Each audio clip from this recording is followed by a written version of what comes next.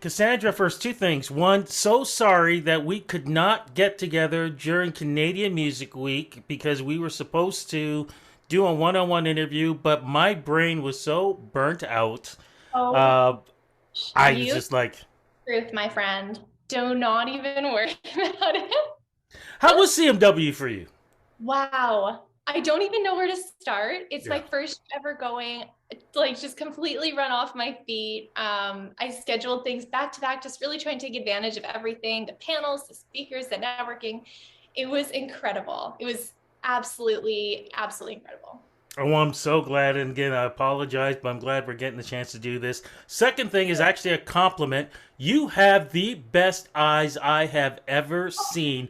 I want to know when you were a kid, if you got into trouble, did you just bat those eyes and like everybody was just like, no, that's okay. She's all right. Oh, you're very sweet. Thank you. Um, I appreciate I that. could see you getting away with that kind of stuff. If it wasn't for the eyes, then it's definitely the music, because Oh, incredible music that you have. We're going to talk a little bit about your new single, but I want to talk a little bit about your career and the love of music and all that stuff. Because, of course, you're in the country genre. And how does it feel being in the Canadian country genre, which I just said, where artists like yourself literally is like, we're having this first conversation, and I know we're going to have more conversations in the future because it just seems like this genre is growing and growing and growing. And every time I get to meet a new artist, it's like, damn, they're just as good as whoever was back in the day and everything else, too. wow. It's becoming such an expansive genre. Country is so broad, and so it is very enticing. Like you can bring in so many different kinds of instruments and sounds and, lyric choices. Like there is so much. I think that there really was, everyone likes to, you want to fit in the mold of the direction you're going, right? And Yeah. so it's getting a little flexible. It's getting a little fun. We get to play. So that's I really, absolutely, you're totally bang on with that. No, I agree with you. That's one of the things I love about what's going on with Canadian country music, and I say that in general, Canadian, not just country music, because Canadian country music, I think we were the first to actually start branching out and taking in other genres, whether it be reggae, whether it be rock, whether it be even classical. I think Canadian country music really wanted to expand and experiment to see what could come out of this. How do you think you've brought something new into this genre? Ooh, you are an amazing interviewer. I I grew up on country music. Country music's in my heart. I'm really leaning into these kind of like LA contemporary vibes a little bit, and because, like you said, it's getting to be such a broad genre. I hope it's okay to say that. Yes, we can. Um, I'm really enjoying this getting to really bring into some different sounds and feeling a little bit more allowance, feeling a little bit more inspiration to sort of like, oh, it's okay, let's give that a go. It's maybe not something we'd hear on the radio, but hey, let's think ahead. Let's do a bit of forward thinking, pre-planning here. What's gonna be hot in the next 6 months? We're really trying to keep up with the trends. Actually, that's what I love about Canadian country stuff. It's not even so much as keeping up, but it's actually creating the trends. It's not following. We don't follow. We That's good. create. And you're That's definitely right. doing that, because when we talk about the single, that says a lot too, because even just the storyline and the name, I think, is so cool. When you were growing up, though, what were you listening to? Like, who were the artists that influenced you? Shania Twain. She would be, Shania Twain, Carrie Underwood was a huge influence for me, as well as, Garth Brooks. And Coldplay was a little bit more in like, my teen years, but I really think, you harness a bit of both. So I got a lot of the country, the deep rooted Southern stuff as a kid, and then kind of leaning a bit more into the pop realm there in the teen years. Just curious, did you ever go to any of their concerts? And if so, what was that like? I went to the Carrie Underwood concert. I loved it. Obviously, I was like, low key obsessed, as every teen girl was. They want to be the next Carrie Underwood, right? So, you go to the show, and I'm like, I'm looking at the lights, I'm looking at how they dress on stage. I'm so intrigued, like the storylines, the plots. She's like being propelled from the ceiling. I'm like, oh my God, this is amazing. It really helps facilitate those lofty dreams as a kid. So, For so sure. in a small way, not even realizing it, you were just watching the show and enjoying it. You were studying the show. That's right. And I remember the same thing. A good friend of mine took me to the church concert, and I'm like, okay, dude's got like 12 mics set up at different spots of the stage. I'm like, okay, there's some light action on that side. I feel like some smoke is gonna come out of this Oh corner. my And goodness. they go into like the audience, and I'm just like, I'm just really, it's research, it's Yeah. research because I love just connecting with my people on those nights. You have a show, and it's like every single show I want people to feel like they were the only one in that room. Just curious, have you run into Shania Twain yet? Not yet. No. I feel like she's gonna pop up on my phone any day though. Cross So fingers. Cross fingers. And of course, she's going to be at Boots and Hearts, so just throwing it out there. You never know. Would be great to see the two of you doing a duet on that stage. So, but what stages did you have to take in progressing your career? Where were you performing, and what kind of performance were you doing as you were progressing in your career? throughout my career, I've done a lot of community events. I've done a lot of like the Ronald McDonald. I really I'm very passionate about advocating for children. And so any way I can kind of help out those small voices, I get such joy out of that. As well as, the local, like the bar scene, the venue scene, kind of what you can do as a local, like indie artist. And then after being a part of the Jim Beam showcase, We're gonna get obviously to I was that. okay. I won't drop that just yet. I that was an incredible experience. I did a lot of kind of all the contests in my area. You got the Rock and River, um, but throughout all of those experiences, what I was trying to say with my train of thought was that the progress throughout the career was really quite pivotal at the time that the pandemic hit. So I don't want to bring that too soon. Yeah, no, let's um, go into that. Let's talk about Jim the Jim Bean. We'll just say Jim Bean, and then you can explain exactly what it is because that has been a great launching pad. And let's get into, of course, here you are. You got the progression going on, and then we have the absolutely. pandemic. Totally. Pandemic hits, everything hits the fan for everyone. I'm sure every artist is in the same boat, yourself, everyone is, we're all trying to like crawl out of the hole. So the borders closed. I had a US tour booked pre-pandemic. So with that canceled, um, Oh, but I firmly believe in the opportunities that with that, I was able to really quickly pivot towards education. And so I went to school, I got my music business degree, and I've just thank you. I've just enjoyed this whole experience. I've learned how to, or I've been, trying to learn and keep up and retain as much as I can to really adapt and how to work myself in and not only, adapt but compete as an independent artist here within the new age of this industry. yes. So now Jim Bean. For folks who don't know what this is about, go ahead, tell the story, please, because this is So amazing.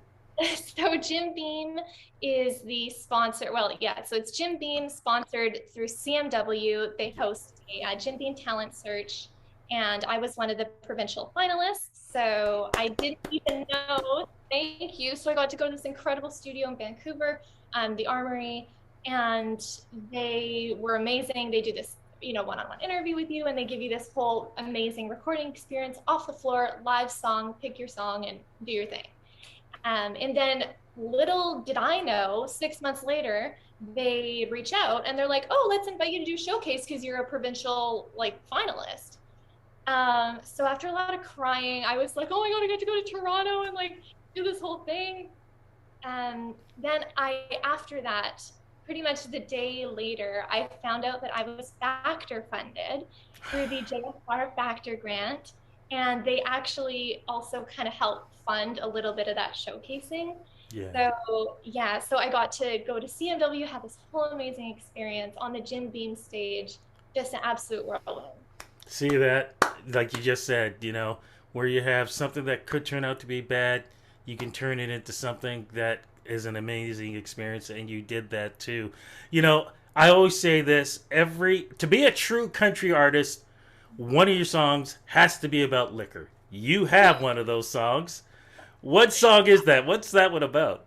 That song, well, I don't mean to correct you. I guess I referenced like a couple, but I'm assuming you're thinking of Buy My Own Beer Yes. would be the main one. Uh, Yes.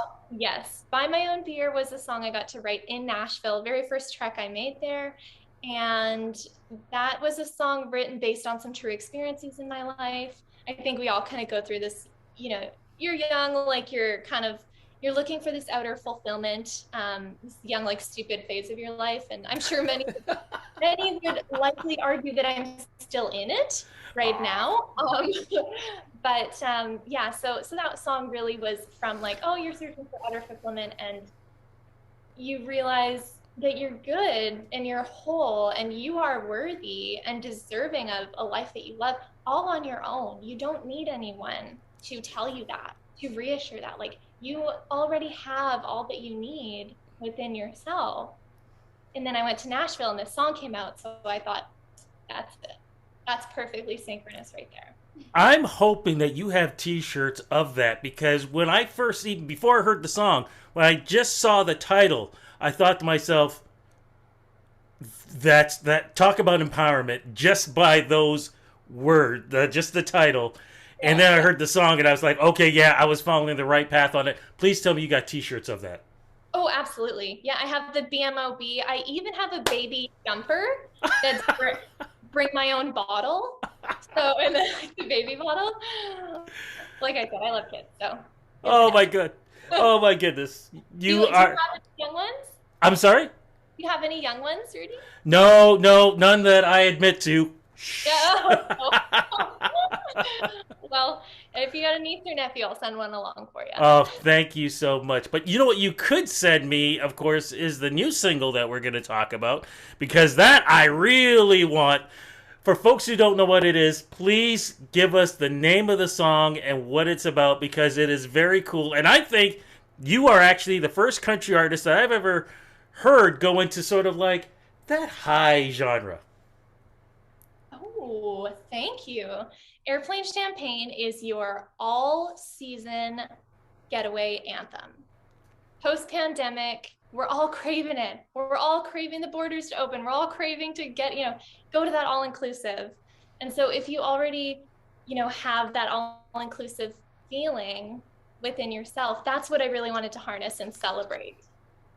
And you pulled it off, and that's what I love about it too because you're talking about not just physically, but you're talking about what's inside of you. Were you feeling that too once the pandemic started to break down and then, we were slowly opening things up? Yeah. Oh gosh, yeah. I'm like, Mexico, can we go now? Is it time? Yeah. Is there a chance you're going to go to Mexico? Do you think? I mean, maybe when the stars align, then yes. But Well, until I'm loving life. okay, So well, look, before you head out to Mexico or anything else, what are the chances of you having an EP that can follow all this great music? the chances are 100%, my friend. Yes. I get to, through this Factor JSR grant, which I can't really talk about without crying because I'm so baffled that I got it. That I get to record a full debut album, and so that will be released in 2023. I'm feeling like a Valentine's Day release. Oh, that'd be cool. Yeah, I kind of think something like that would be kind of fun. I'm just curious though, since we are taught, well, most people, I don't know if they realize this or not, but most artists actually record Christmas songs around this time. Any chance that you might be doing something like that now that we can get in December, which of course leads into Valentine's? I think that you're onto something there. I'll put a little breadcrumb that yes, that is on the books for sure. Fantastic. In the meantime, too, since things are opening up, what are the chances that we're going to get a chance to see you here in Southern Ontario or anywhere around Canada? Is there a tour happening? There is a tour to support the release of the album. So that will be a spring summer tour in 2023. So We have nothing to. Oh, we crazy. got to wait that long? Oh, I'm sorry. Oh, geez. Well, in the meantime, though, we do have this great single that's out right now. As we're slowly wrapping this up, and you seem such a positive type of person. You know, a lot of people are going through still some tough times, even though things are opening up. People are still catching the virus. We've got this new one, the monkey virus. I don't even want to talk about that. And then there are people who are still looking for jobs and, having to deal with what's happened to them if they've caught it and losing loved ones or whatever. So there's still some dark spots. What advice can you give folks that hopefully can, focus and keep moving forward and hopefully, as you did, turn a negative into a positive? Mhm. I would have to say, Rudy, that any way that someone can make it any small, tangible choice, shift, change in their life that will bring them any kind of joy, whether it's changing up your morning drive to work, changing up some kind of routine, any kind of small shift that will facilitate them in the end creating a life that they love.